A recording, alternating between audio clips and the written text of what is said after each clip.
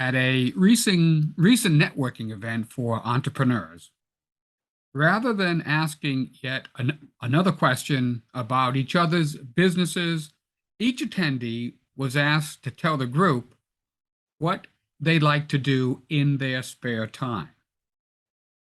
Now, for the most part, the answers were uniformly similar and sad. Every entrepreneur at the table was pretty much stumped by the question.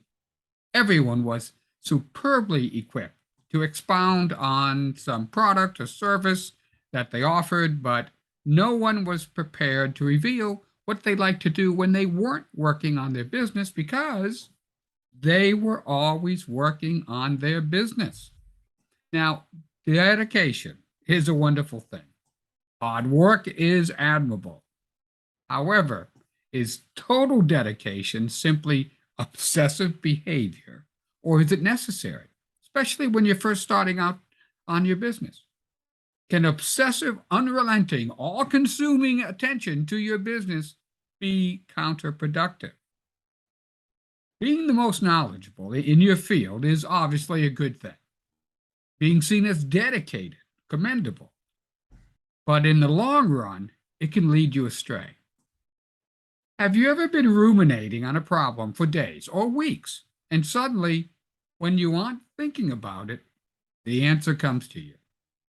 Why is it that all your focus, your note-taking, your planning can't crack the nut, but the resolution pops into your head when you don't expect it?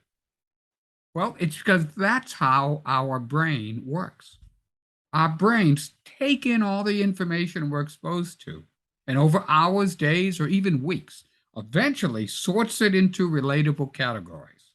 It then files the information away until either something triggers us to recall it, even if we're not thinking about it. Now, the other piece of the puzzle is the type of information we absorb. If we only take in one subject, our thinking or our approach to problem solving will never evolve. We'll never be able to think outside the box. Andre Gim has won both a Nobel Prize and an Ig Nobel Prize. Now, the second award is given to scientists for experiments so outlandish that they first make people laugh and then make them think.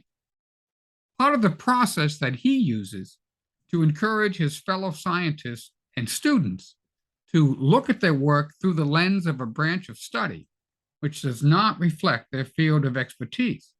By doing this, he's found that the very lack of knowledge allows them to attempt experiments that experts would not even try because they know it wouldn't work.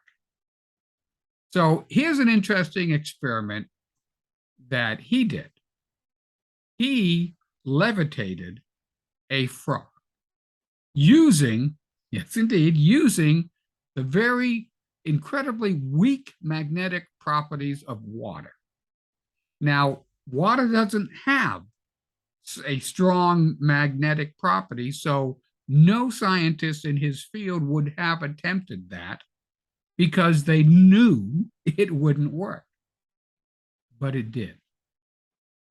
Now, as entrepreneurs, we need to encourage interest and study outside of our field of expertise for the same reasons. When we push our thinking beyond our comfort zone, then the real fun begins. So all I can say is put down your pencil, take your finger off the keyboard or whatever it is you normally do, and see if you can levitate a frog or two. Thanks, everyone. We'll talk again next week.